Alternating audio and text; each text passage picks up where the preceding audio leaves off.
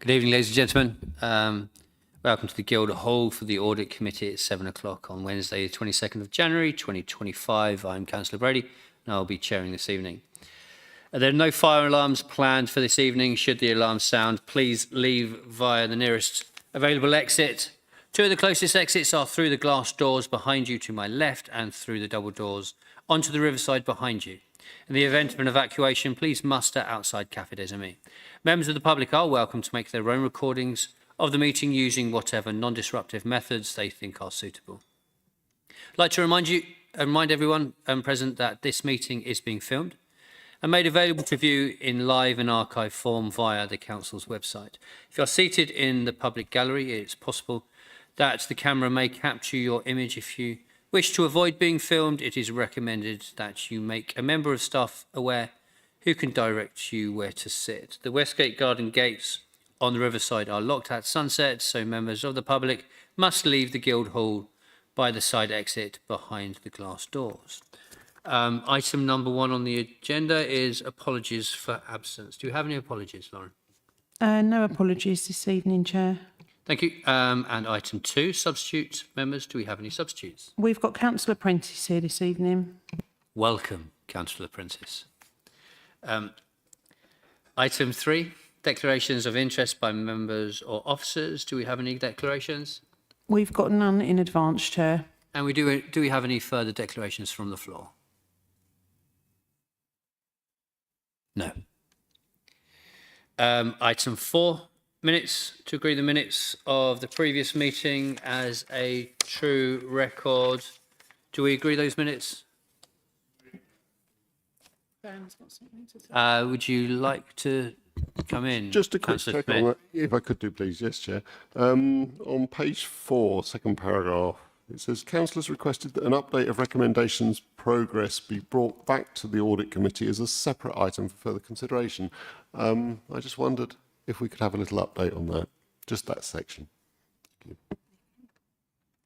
I pass you over to Nikki Mills for that information. Thank you, Chair. Yes, it's not a separate item. It is part of all of the audit recommendations, so it's all part of the same report, I'm afraid. Thank you.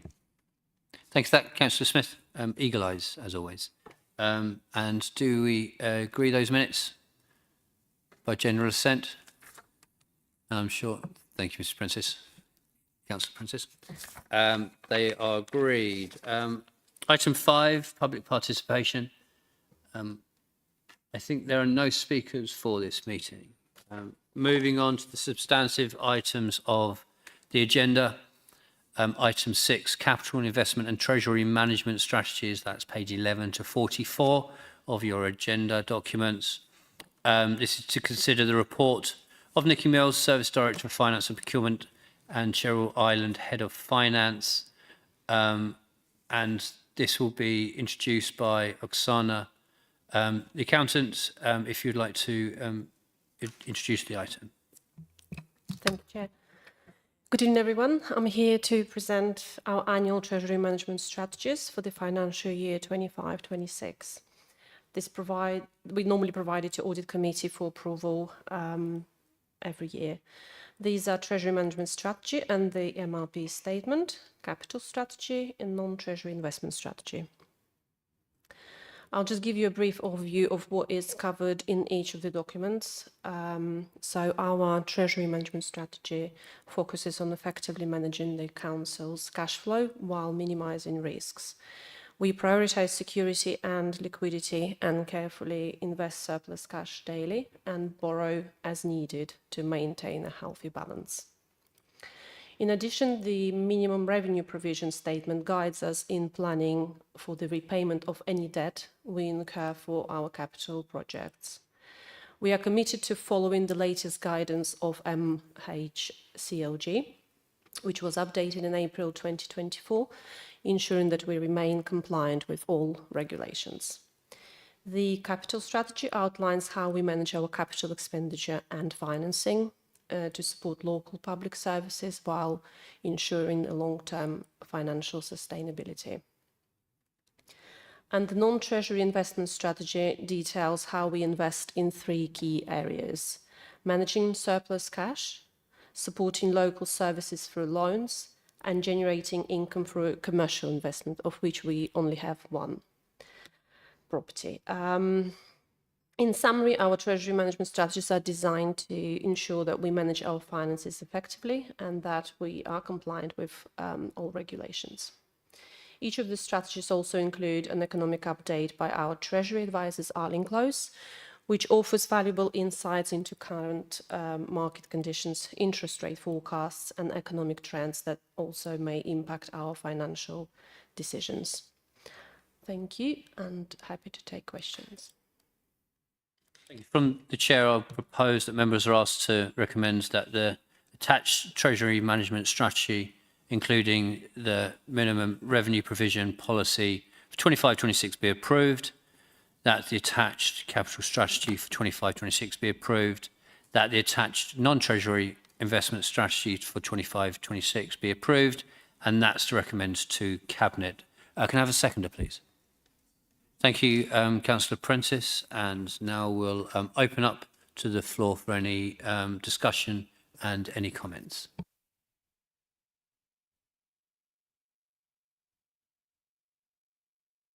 Councillor Smith. I mean, obviously, I think we're aware of this because we were talking about it a little bit before, Chair, but on the table on page 38 of the non-treasury investment strategy, there are some minor corrections, just to note that those have been observed and are in progress for correction. Thank you. Would you like to comment on that, Nikki? Thank you, Chair. Yes, we will look to see if we can update them for the Cabinet report. If not, we will make sure they are corrected. The line under Kanenko should read, under balance owing, it should say 176 rather than 220. And at the top of the table, it's not in millions, it's in thousands. Thank you. Councillor Harvey. Thank you, Chair. Yeah, I'll stick with the soft loans there. I realise that some are probably slightly historic, but we've got 2.3 million odd on loan to Kent County Cricket Club.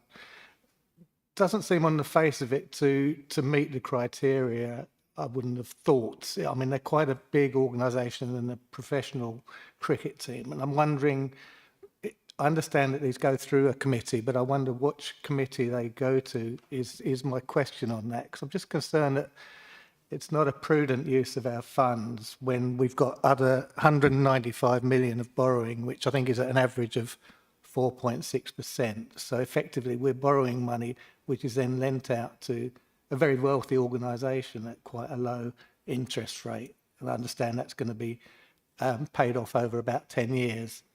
I think Kent County Cricket Club have got perfect options for borrowing money for their development that they want on the open market. So, yeah, my question really is how would they agree and what process do they go through? Thanks. And would you like to answer that, Nikki? Thank you, Chair. Yes, you are right. It was quite a while ago. I think it was 2018, and the original loan was £4 million. And just to reassure yourselves, our policy on soft loans has changed since then for a number of reasons, including the thing that I can't remember the name of it, where we shouldn't be providing loans to commercial organisations at any different rate to give an unfair competitive advantage to them. So since that has come into effect, I'm looking at Jan to see if she remembers what it was called. No, I can't remember off the top of my head. But anyway, so there's things that have come into place since that time, and it was a different time back then. I wasn't involved in the decision process, but we can find out where it was agreed. But it wouldn't go through the same process nowadays because we don't. Our financial position has changed, and our policy on soft loans has changed as well.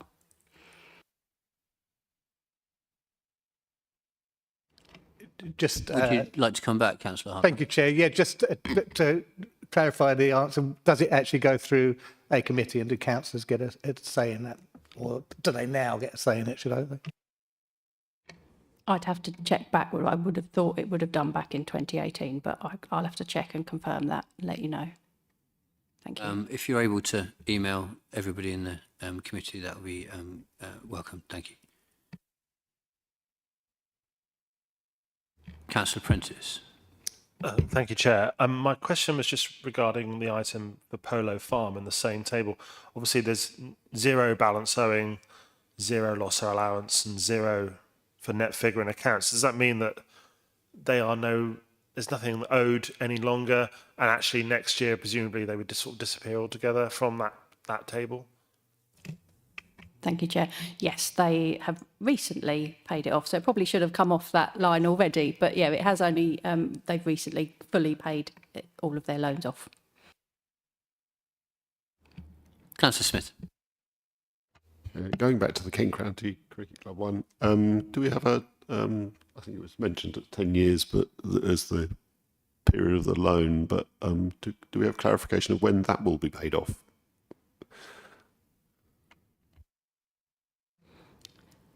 Off the top of my head, but I can find out and let you know. But they are keeping up with their repayments. There is a guarantee assurance on the property as well over the loan. So but they are paying it all off and are up to date in their repayments. Thank you. So I think that would be another question if we're able to have the answer for the members by email. Is there any other questions from the floor? So we just covered looking at a couple of the corrections, and we will be getting a couple of the answers to the questions from the floor by email. We need a recorded vote. Once again, members are asked to recommend to Cabinet that the attached Treasury Management Strategy, including the minimum revenue provision policy for 25-26, be approved, that the attached capital strategy for 25-26 be approved, that the attached non-Treasury investment strategy for 25-26 be approved. Fastest fingers first.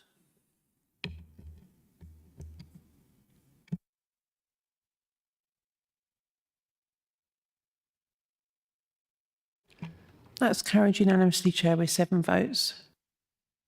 Thank you, Lauren. We now move on to item 7, approval of audited statement of accounts and recommendations, page 45 to 267.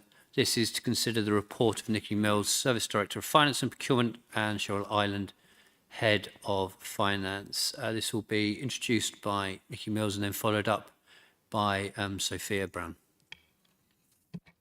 Thank you, Chair. Yes, so this is the 23-24 Statement of Accounts, and we have Sophia from Grant Thornton here, who has been in charge of Canterbury's audit for a few years now, so we are glad to welcome her back to provide the overview for this audit. Just to mention this year that we did have the cyber incident when we would normally be preparing the statement of accounts, so we didn't have access to all the systems and the documents that we would normally have had. And there was an impact from the cyber incident. So all areas of finance were impacted, and therefore there was a bit of a delay in starting and then working through the accounts and working right up until the evening before Sophia's audit team were due to start their review. So we know we weren't able to do some of the triple, quadruple checks that we would normally have done because we were running out of time. We did do double checks though, so we were quite assured that we could present them to the audit team. But unfortunately that meant that there were a few more amendments to the accounts and the notes that the audit team found. At the time we felt it a bit more important to start on their timetable rather than delay their process and then therefore the audit, the whole audit. So there's always some changes to the draft statement of accounts to the final statement of accounts. There are always some minor amendments because there's so many interdependencies and so many interlinkings within the accounts. So within the audit report, there are recommendations. in the audit findings and the annual report, which we do agree with, and we will be improving upon this year. And hopefully there will be no more incidents to scupper things going forward, that we can have a normal year, touch wood, with compiling the statement of accounts. So I will now hand over to Sophia to present the findings. Thank you. Thank you, Nikki. Good evening, members. So the first report that I have for you this evening is the audit findings report, and that's on the 23-24 financial statements, as Nikki has just mentioned. I think just to add to what Nikki has said, it was really important that we started the audit on time, given it has been started in October rather than in the summer as we'd previously done. And also we're working up against a backstop deadline for 23-24 accounts, which comes at the end of February this year. So I'm happy to say we are substantially complete in our work. We're where I wanted us to be. And although there are adjustments that are noted in the Appendix D, it's worth pointing out on the headlines page on 158 of the pack, the adjustments do not impact on the comprehensive income and expenditure statement, and they do not impact on the council's level of usable reserves. Now, that page also has a bullet pointed list of some of the bits and pieces that are outstanding at the moment. So Nikki is still in discussion with us around a 3 million difference that we've identified in the capital finance requirement disclosure. We think it's a historical item, but we are bottoming that out this week. We also are expecting to finish and complete our work on fees and charges. So there's some small sample items that we need to close down. And also we expect to receive the final working papers to support the lease disclosures this week too. So that gives us good time to get the final bits and pieces done over the next week or so that I can issue the opinion shortly. The point there around the senior review of the file, that's been complete now. So part of what Nikki's team is addressing are the final questions from myself and the engagement manager on some of the work the team completed. The management representation letter is included as a paper after this report on the agenda, and that's for you to note the contents. And I would say it is a standard letter, it's a template letter. There are no specific representations that I've asked to be included. And then once we have that final set of financial statements, after all of the closing pieces are done, we will do our final review of those statements before I issue the opinion. And I will also ask Nikki to confirm whether there have been any subsequent events since the date of signing the management letter or representation that I might need to be aware of, because I think there might be a little gap. Now, over the page, I mentioned the value for money work. So the value for money work is complete, and I have that report to present to you, the auditor's annual report subsequent after this paper. And just noting there as well that I haven't used any of my statutory powers for 23-24. Now, over the page on 160 of the pack, we have noted, as Nikki alluded to, some of the things that we've worked through in terms of quite a few adjustments to the accounts, a little bit of delay in providing some of the working papers, and a little bit of challenge that the team has had around the way that we have been able to audit the council dwellings, because they are recorded as an aggregate balance. So it's quite difficult to do the detailed testing that we are required to do.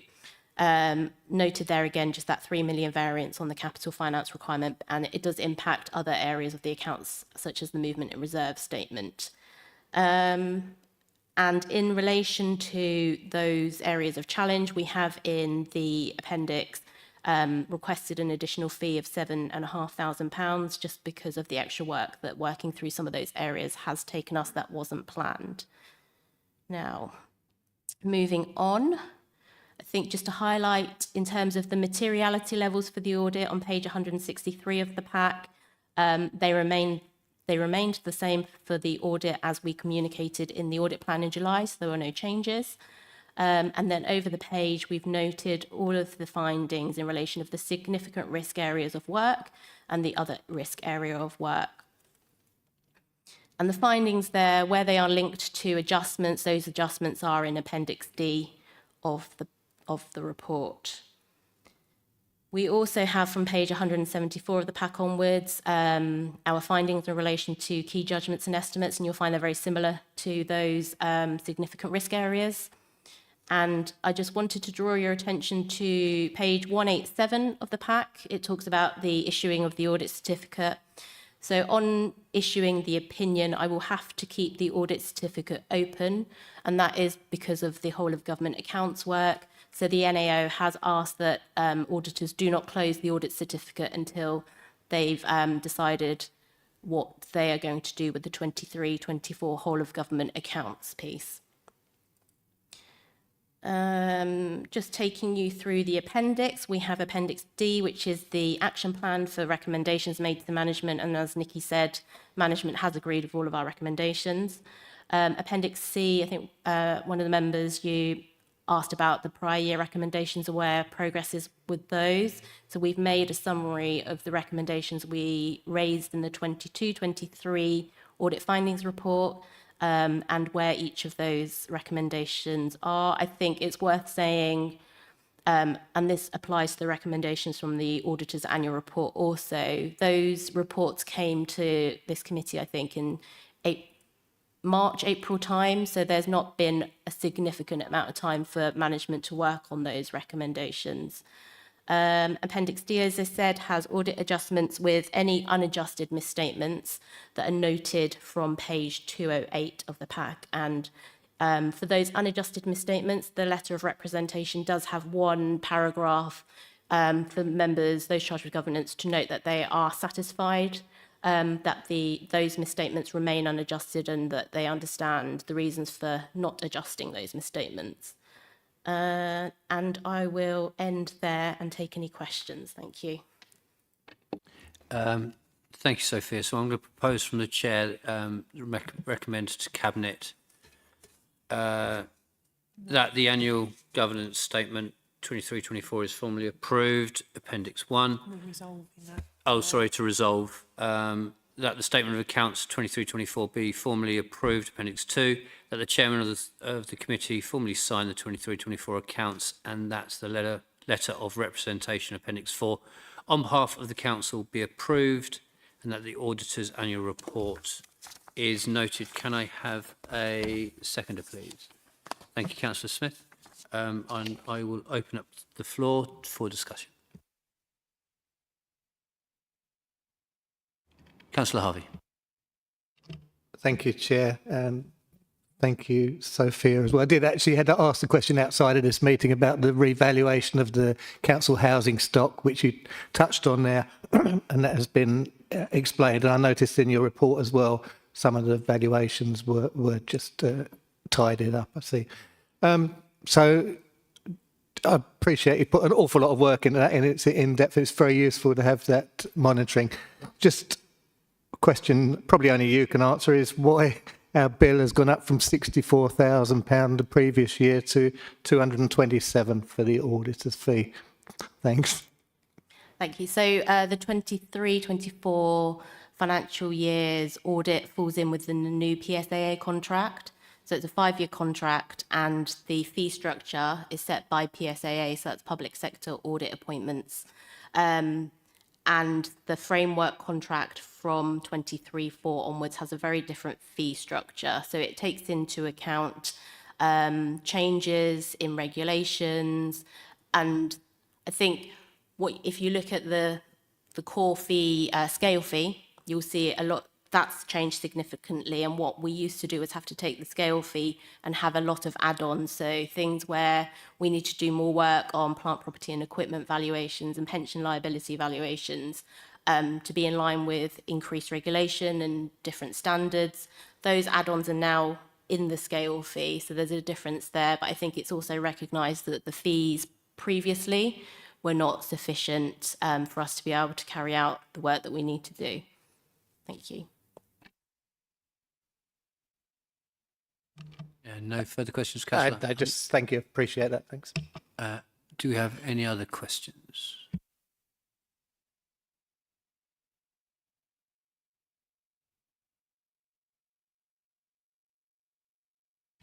Just something from me.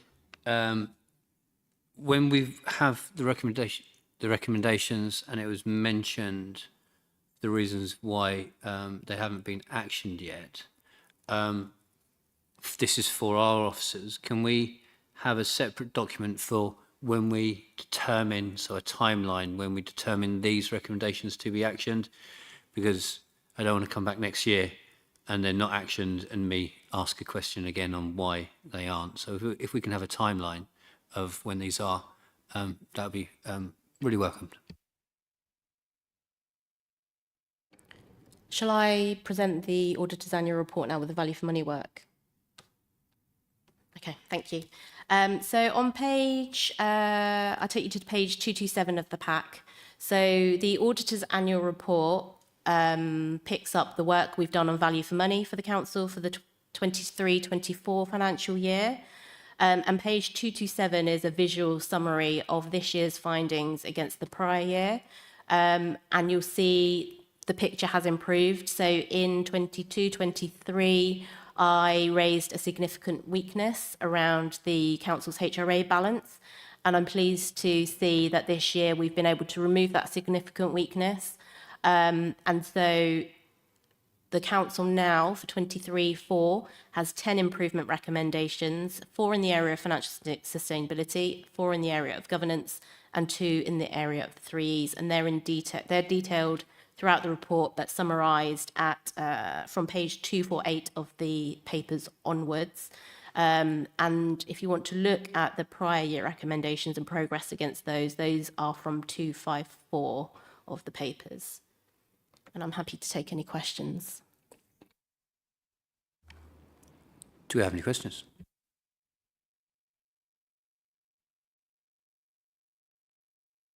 Okay, so I think moving forward, I think this committee, once again, we need to be looking at the recommendations and the timeline and the implementation of those. So I think moving forward, if we could collate those recommendations so this committee has sight of them in one document so we can track them, please. Yes, we'll collate them both and update committee at a future meeting. Yeah. Thank you. If I could just add to that briefly, it would be helpful also if we have a reference in that abbreviated report to the actual documents further down, because it's quite useful to have a very clear one-page guide in essence, and then a pointer to the detail further into the report. Thank you. So so that it's not going to be a really weighty document and extra work. If you reference the page from the auditor's documentation, so we've got it running alongside, and that can add context, so then we can cross-reference there. Any further questions? So this is to resolve that the annual government statement 23-24 is formally approved, Appendix 1, that the statement of accounts 23-24 be formally approved, Appendix 2, that the chairman of committee formally signs the 23-24 accounts, and that the letter of representation on behalf of the council be approved, that the annual auditor's report is noted. Do we need to have a vote? So we're going to have a vote on this.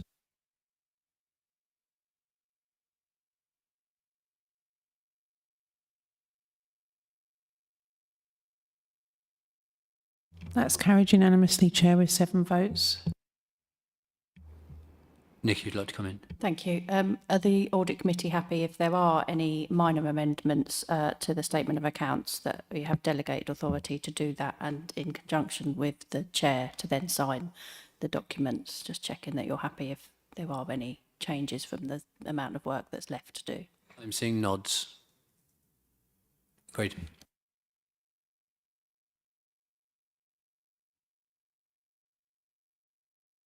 Thank you, committee. On to item 8, 24-25 half-year Treasury Management Report, and that's page 268 to 277. To note the report of Nikki Mills, Director of Finance and Procurement, and Oksana, the accountant, will introduce again. Thank you, Chair. So here is an update on the first 6 months of 2024-25 Treasury Management. And this is a quarterly update which we normally provide to the Audit Committee. In the report, we present an economic update from our Treasury advisors, Arlene Close, as of the end of September 2024.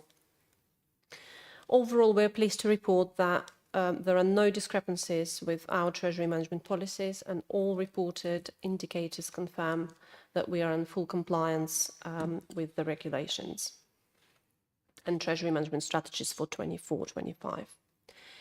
Therefore, this report provides reassurance that we are effectively managing the Treasury function within the established limits. Thank you, and happy to take questions. Thank you, Oksana. Open up to the floor for any discussions on comments.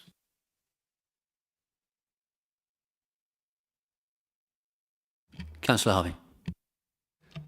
Thank you, Chair.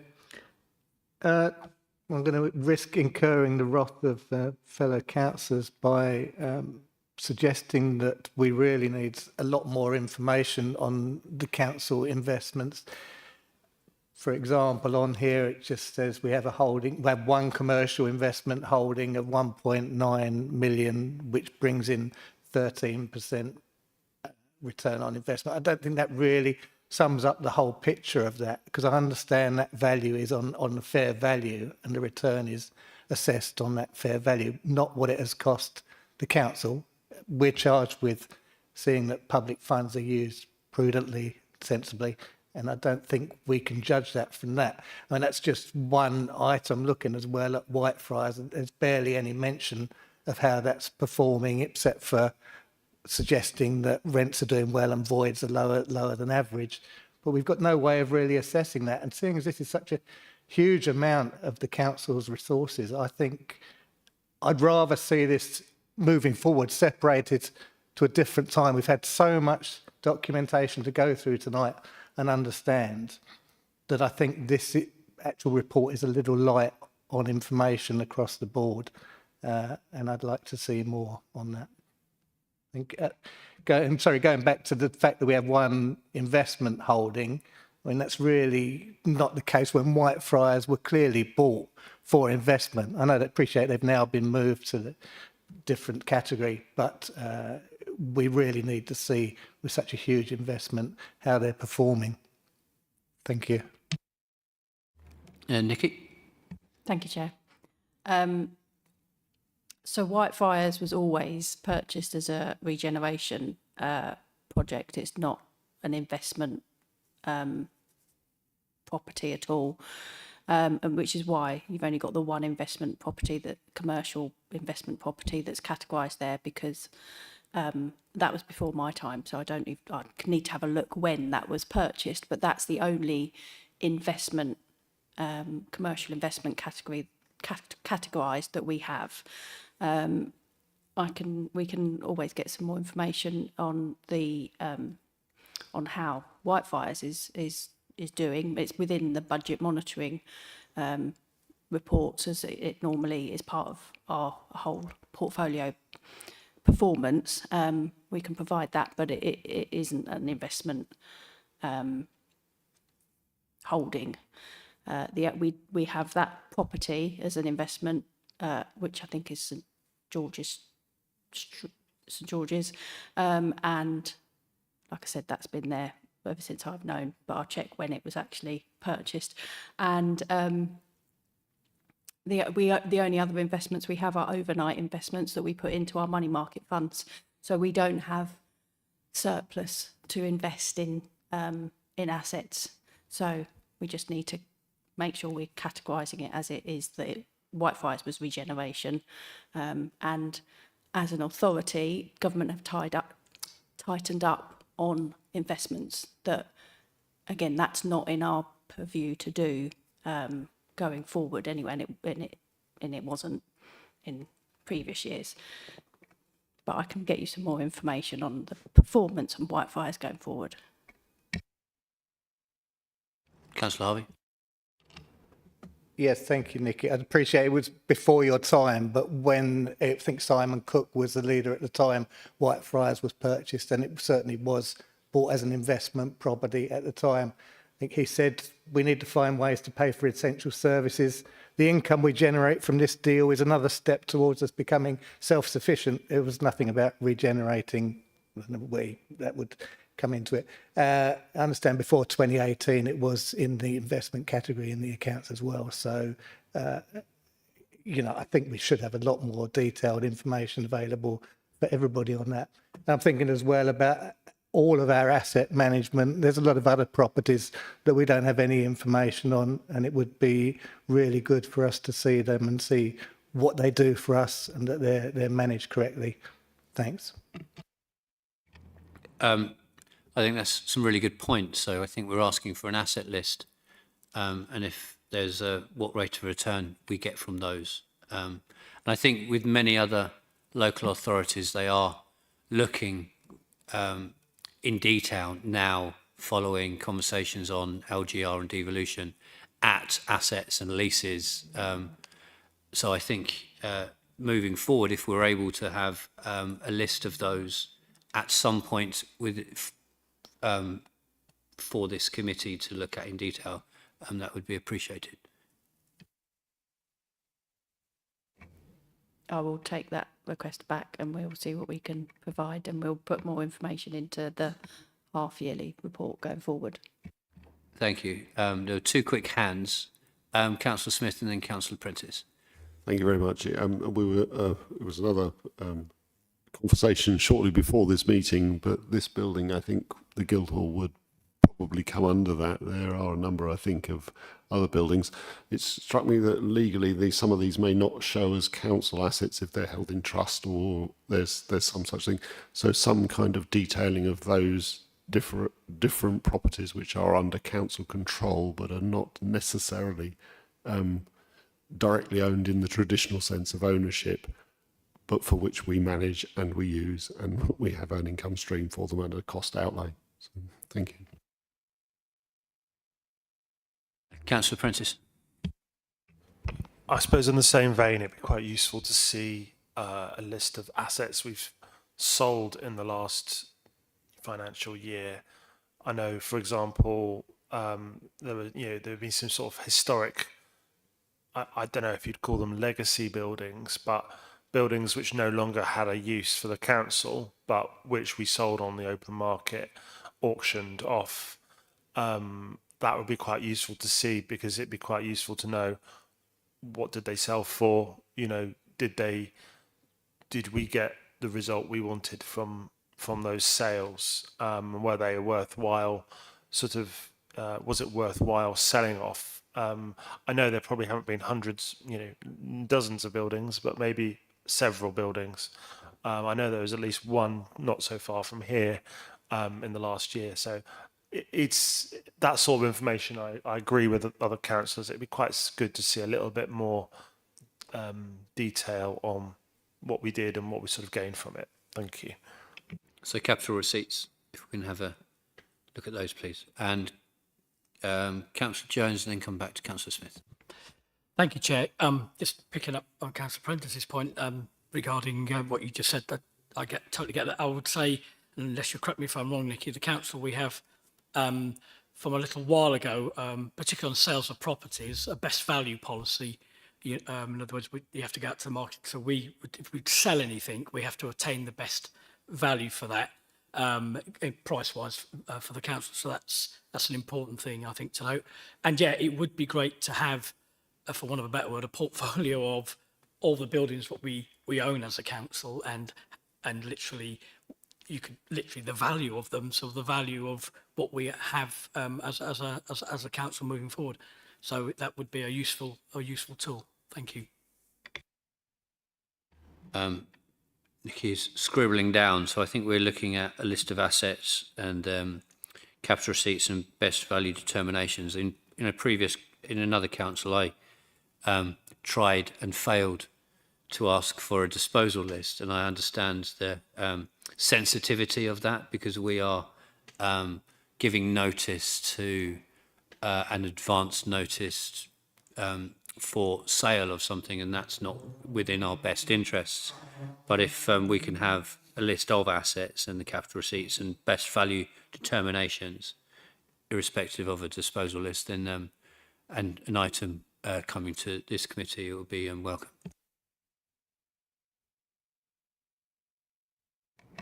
Yeah, there is a balance between commercial sensitivity and what we publish, and we don't want to put ourselves out of pocket there. But yeah, I'll take it back to management team and see what we can do. Thank you, Councillor Smith. It also perhaps just struck me that there may be property where we lease it for a defined period of time. So again, this is something where we have a control, and the counter to that, there may be properties which are not in the council housing arena, but in the more general arena, where we lease them out. And I'm particularly thinking of parish councils and things like that, where there's property that we may lease to parishes, but elsewhere that may also occur, and it would be helpful to know that. And I believe Grant Thornton are looking at local authorities and specifically leases and peppercorn rents to have a complete picture of those. So I think work will be going on that, and I'm sure that's one of your recommendations.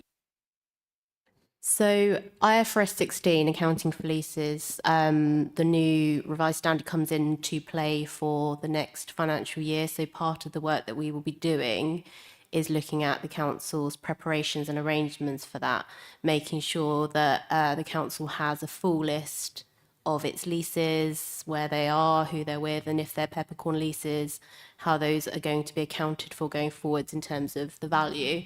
I think one of our main concerns is completeness. So how does the council know it has a full list? Which departments has it reached out to? Where are sort of smaller local records held, and how are management bringing all of that together? But that will be part of the audit plan that I bring for 24-25. Thank you. Councillor Prentice.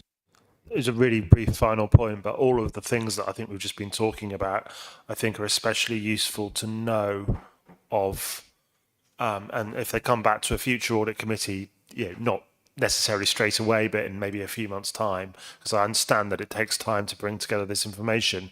The information will be useful as we do move into that unitary authority setup, because as those constituent authorities begin to move into a new authority, or whatever that structure looks like, it's really obviously important that we all know what each other's got.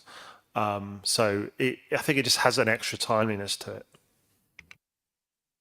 Thank you, Councillor Prentice. So if we were able to put this on as an agenda item on a future committee, on a time that you are able to get that information, then that would be welcomed by this committee.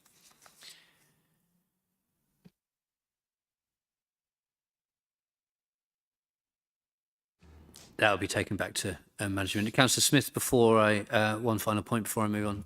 Yes, it would. I mean, obviously, this is a very complex area. I do understand that. But so if the information that returns is incomplete, it would be helpful to know where we do have some complete information and how much is incomplete and where things have not been checked as well. So you mentioned different departments and what they own and so on. This may be problematic to get some information, especially when it's very hidden in the archives. So it's really helpful to have a clear difference between the ones we definitely know about and the ones where we suspect we know about, although there's some evidence and we haven't yet got a clear picture of the work in progress bits, if you like. Sure, I agree. I'm sure this work will be going on in the background. It's just bringing it to the committee so we know what work is happening and what information we can then discuss. So this item is to note by general assent, and there are quite a few proposals that have been picked up. Do we agree to note? Thank you, councillors. We now move on to item 9, East Kent Audit Partnership Internal quarterly audit report. This is to consider the report of the Head of Finance and Procurement, Officer Chris, Deputy Head of East Kent Audit Partnership. If you'd like to introduce the report, please, Chris. Okay, thank you very much, Chair. Yes, the report before you on page 278 is a regular internal audit update report that shows the work that's been completed since the last report going to committee. If I can direct you to page 281, this shows the two main reports that have been completed in the period, which was payroll including benefits in kind, which was substantial, and markets, income and street trading, which was coming out at reasonable. On page 283, this shows the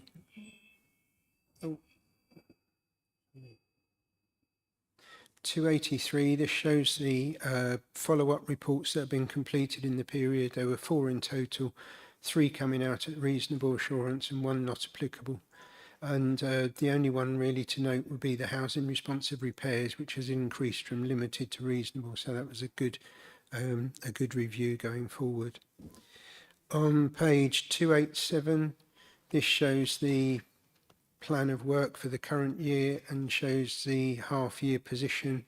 And just to give you an update, the percentage of the plans completed currently for EKS and Canterbury are both at 71%. So they've moved on and are continuing to improve as we go through the year.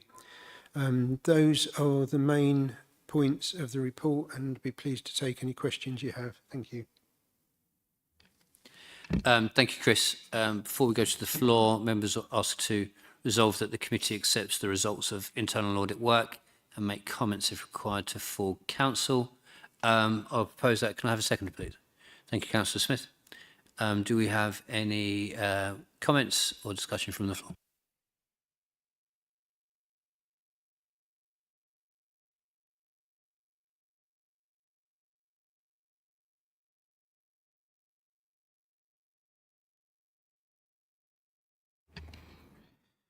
I have a couple. It's looking at, not surprisingly, recommendations. There's a market income and street trading recommendation. So I'm just wondering if officers have given a determination of when that will be actioned. And within the report, it says there's the finance review and freedom for information, 1 medium and 2 low are outstanding, and 1 medium and 5 low are outstanding. Just wondering if there's a little bit more information on what these are, and from officers when these will be actioned. So there's really no point in having audits with recommendations if we don't get information on when these will be actioned, and if there are issues with them being actioned, what are those issues? And also on a side, it mentions that a number of days technical training per employee. The target is 3.5, but the actual is 1. I'm just wondering, is there scope, and when will you be moving towards that training target? Thank you.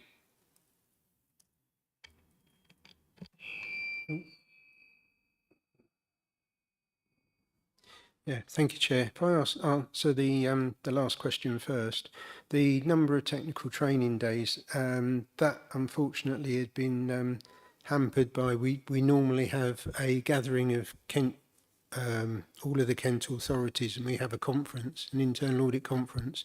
That has happened for the last number of years, but unfortunately this particular year it would have gone ahead in October, but due to unforeseen reasons that didn't go ahead, so that would have impacted on that figure. But yes, there will be some other days probably to increase before the end of the year, and that figure will come back to you in other quarters. Looking at the follow-up recommendations that were outstanding. I can give you a little bit more information on those. The contract standing orders medium recommendation was in regard to the checking of an extension of a contract. Unfortunately, at the time of follow-up, due to some of the areas that were still suffering from the cyber attack, that detail wasn't actually available at the time. So that's why that one was shown as still outstanding. And the other couple of lower recommendations were there was a recommendation for a procurement strategy that has been delayed to the end of February to bring it in line with the new Procurement Act. So that's the reason for that one. And the other one was just in relation to updating some of the web pages. And again, that's been hampered by the availability of IT to be able to update those. I can't, I'm afraid, give you an updated position of when they would be done, but that's the information for those. On the freedom of information side, that was the medium is awaiting a new request handling system, and they're hoping to have that in place by the end of March.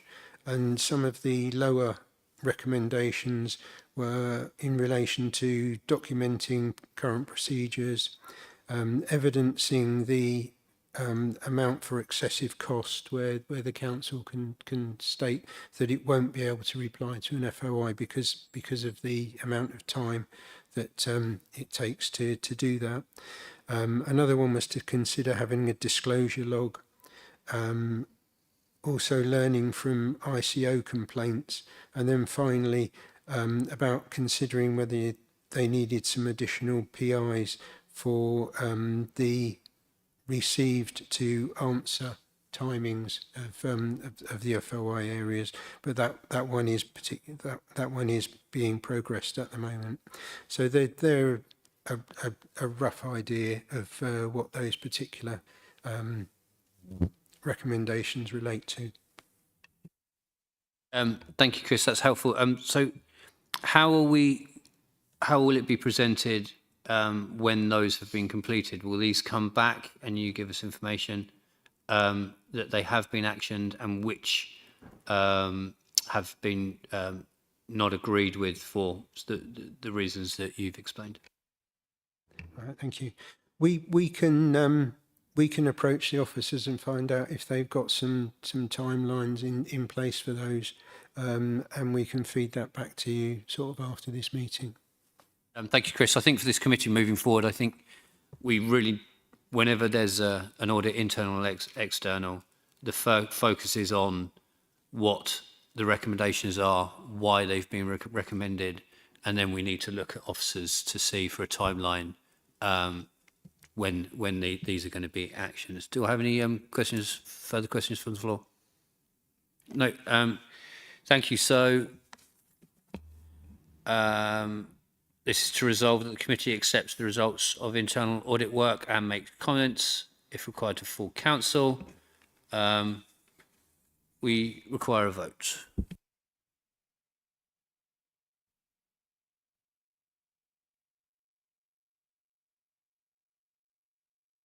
And that's carried unanimously, Chair, with 7 votes. Thank you, Lauren. Thank you, committee.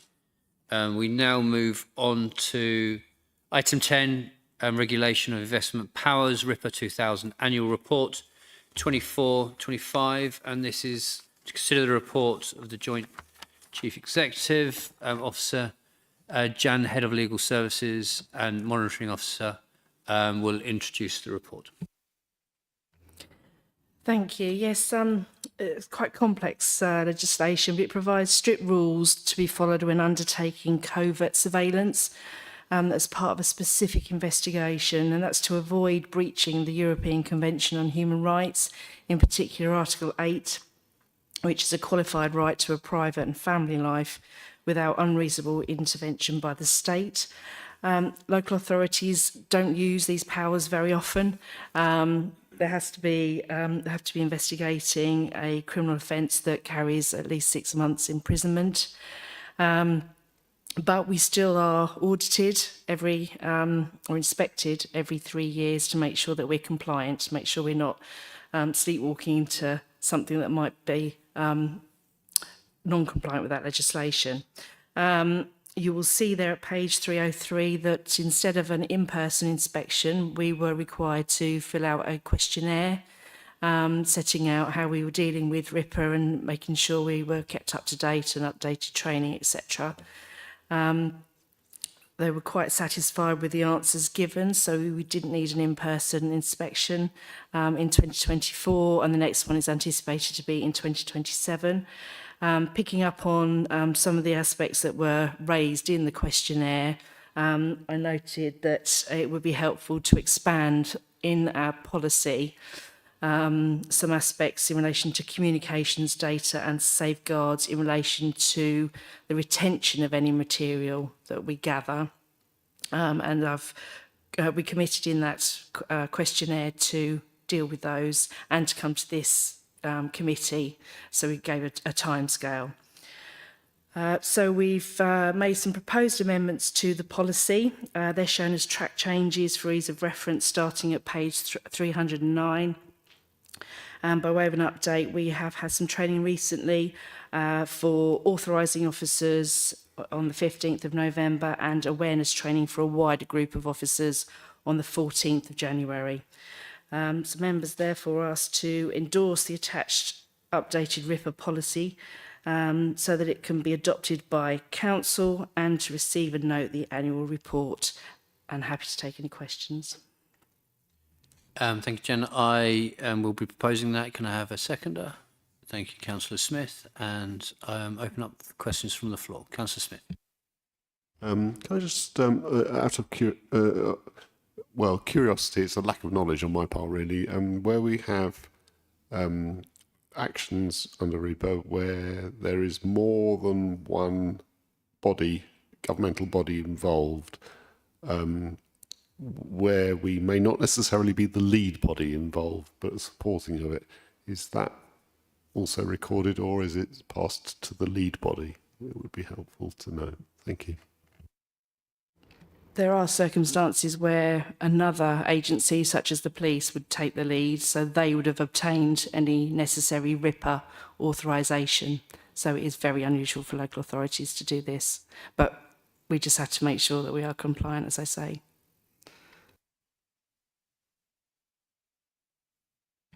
And do we have any other questions? Councillor Harvey. Thank you, Chair. And sorry, I'm sure you've heard enough of my voice tonight, but as Green Party councillor, it would be remiss of me not to comment on the climate change impact assessment on Appendix 1 in this report. And just to feed back to the report's author and the Chief Executive, really, that these impact assessments often just seem to be a tick box exercise, and we just put none when there's nothing obvious. And I think it needs a bit more thought on these, not being critical of you in particular, Jan, but in general, these come back. Obviously, pretty much everything we do has an impact on the environment and carbon emissions, with 5 years to go before we're carbon neutral. I could think of a few things that could perhaps be considered on this. If we're doing direct surveillance, then people might be going out in cars and doing it. We might be setting up CCTV systems. And in particular, you referred to holding data on people, and probably everyone's aware now, huge data storage, energy usage, and AI energy usage, which is going to become more and more relevant. I'd quite like to see these reports perhaps having a scale instead of just 3 options of neutral, negative, or positive, perhaps a scale on 1 to 100 or something. And I appreciate it's pretty minor, and most people would think it's insignificant, but all these things do have a bearing, and I think there's no point us doing these forms unless we take it seriously. So just for feeding back really on that. Thank you. Jen? I take that on board, and obviously if we get to the point where we need to authorise any such surveillance, then we can consider all those aspects. But just to put it in to context, we haven't had an application since 2015. Yeah, I'm well aware of that aspect of it, but it does say please consider the whole life impact of your proposals, which is obviously the future use of those powers where it may come up. Thanks. Thank you. I don't have anything. So members are asked to endorse the attached updated RIPA policy document so that it can be adopted by council, and B, to receive and note the annual report. And this goes to a vote.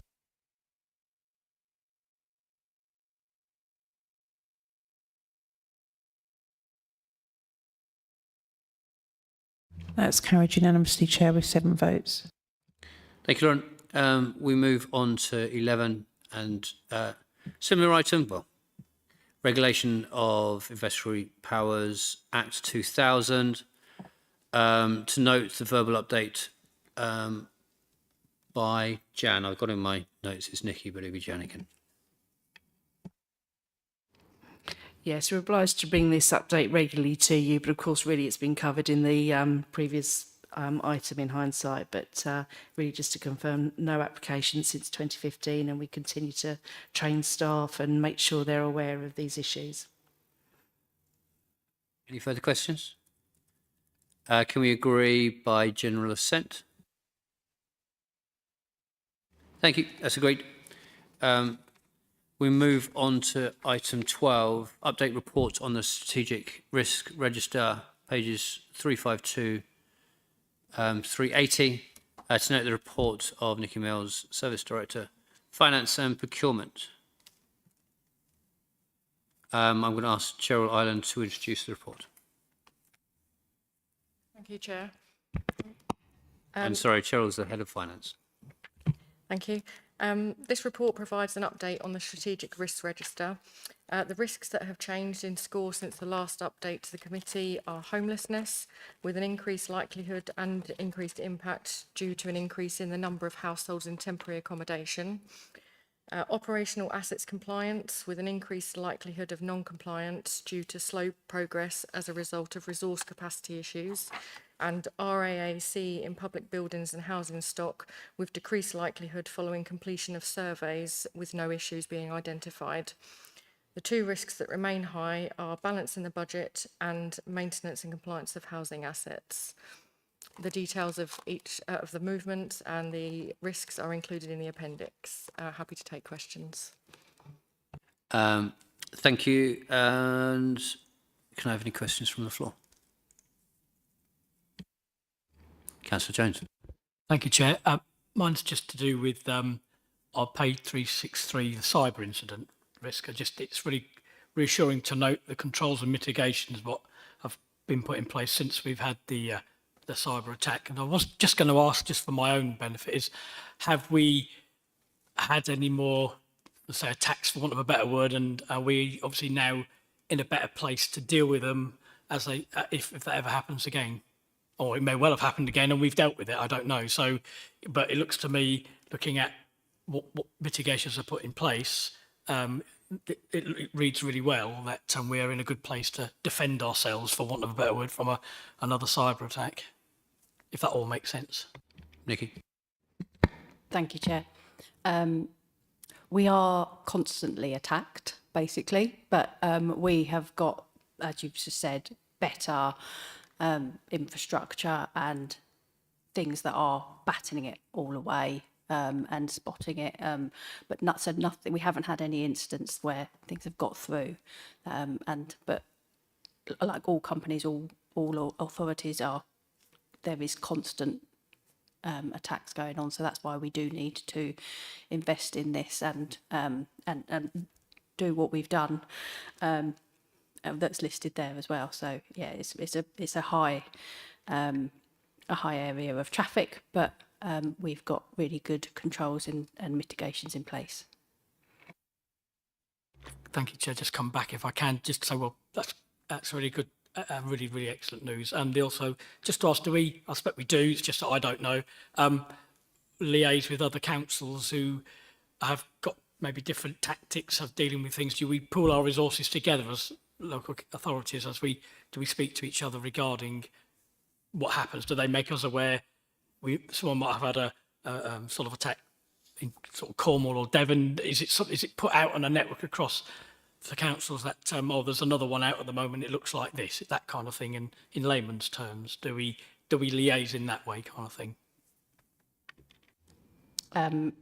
in short, yes, there is that communication with others across the professional people and different networks that they all do talk to each other to see what's going on in the environment and learn from each other as well. Yeah.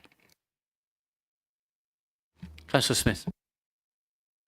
Is this something perhaps that, given the changes to local government, where we may move to a unitary with some of our neighbouring councils, where we need a very short, constant update, because I think IT equipment and systems need to move to a common point, and defence strategies about this kind of thing would, they're going to be as severe if we're part of a unitary in the future. And the knowledge that we have from this recent attack last year is probably very useful to going forwards, but also the way we move forwards from now to ensure that such things don't happen again will also be useful, and to understand what our neighbouring councils, as our understanding grows of how that may form into the new local government structure, would be helpful as a future position to head towards. Thank you. Are you proposing that a risk be added to the risk register regarding devolution and local government reorganisation? And that will encompass... in relation to this cyber thing, yes, I think so, because I think it would be very prudent and sensible to do that. That it is a risk that you would, when you have different systems coming together, which in effect will be happening at that time. And obviously it's a lot unknown at the moment because we don't quite know where we're going with it, but there will be mergers as that happens. So you're not proposing a new risk for local government reorganisation, which the cyber bit would come underneath, because all the mitigations there are for. You're proposing that there'll be more detail and there's an escalation within the cyber risk due to LGR. Yes, that's correct. I mean, I think what you said about the new risk is something that perhaps in 6 months, at the next meeting, would be something that would be brought to bear then, as we know more about how the structure will work. But at this stage, we definitely know there will be changes, and cyber is something that needs to be very geared up for that. Thank you. Would you like to come in on that proposal? Thank you, Chair. Yeah, I think we're discussing all of this at management team as well as going forward, and it is very early days and there's a lot of unknowns at this point.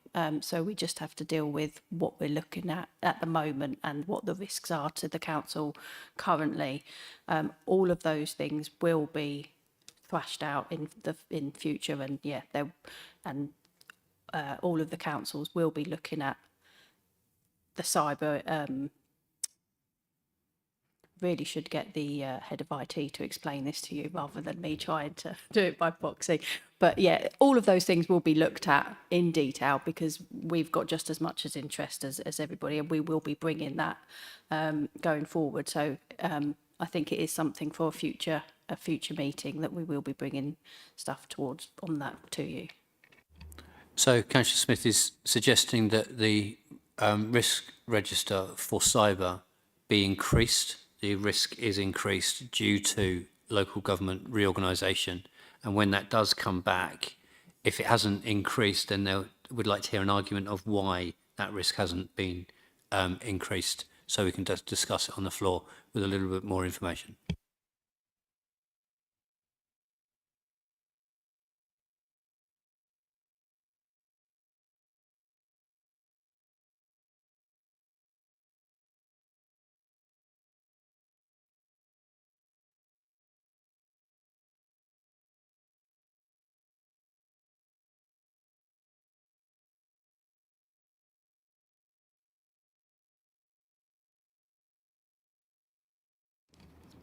I'm getting nods because at the moment it is risk 27 and the score is 15.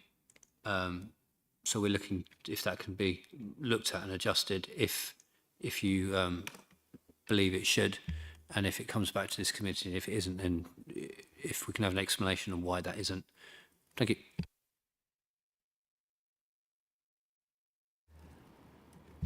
So is that a proposal that we're proposing to increase that risk from 15, which will mean it'll be a vote from the floor for that proposal?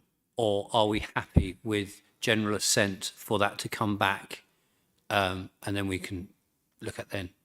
What would you propose, Councillor? I think I'd propose that should happen as outlined. It would be helpful all round, and it is, I think, a foreseeable risk that is in the near term. And I need a seconder for that proposal. You need to clarify the wording and then. So what's your wording for this proposal? That the cyber risk for the proposed, or as we understand the changes for the proposed unitary authorities, be looked at constantly and updated, and if there is no change to the risk, the current risk, that we have an explanation as to why not and what has been done to alleviate any potential risk. Yeah. Yeah. So can we just put it down as the cyber incident risk be escalated and the score increased due to unknowns through local government reorganisation? That'll be fine. Thank you very much, Chair, for your clarification. And second, any from Councillor Franklin? And we will need to go to a vote.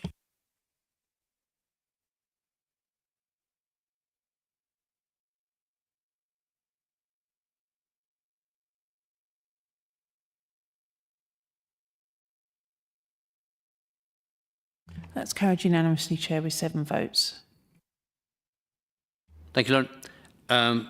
Moving on to item 13, date of next meeting, 7 p.m. on Wednesday, 12th of March. Councillor Prentice, take note, because that's obviously in over a month's time.